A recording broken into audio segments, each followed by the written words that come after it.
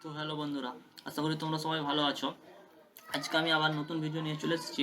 তোমাদের মোবাইল যদি কোনো জায়গায় হারিয়ে যায়, কোনো সময় হারিয়ে যায়, তাহলে তোমরা কি সেটা খুঁজে পাওয়া সম্ভব?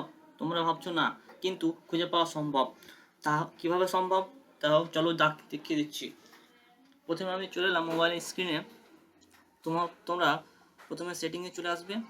সেটিংয়ে গিয়ে গুগল নামে একটা অপশন পাবে। স্ক্রল ডাউন করে গুগল নামে অপশন পাবে। গুগল অপশনে গিয়ে ওয়াল সার্ভিসে গিয়ে একটু স্ক্রল ডাউন করে ফাইন্ড মাই ডিভাইসে অপশনটা অন করে দিবে। পিনকোড দিবে লক স্ক্রিনের। অন করে দেওয়ার পর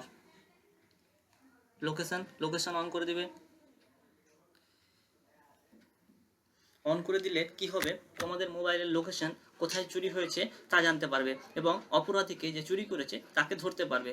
থ্যাংক ইউ ফর ওয়াচিং। তোমরা যদি ভালো লাগে ভিডিওটা তাহলে সাবস্ক্রাইব করতে ভুলো না।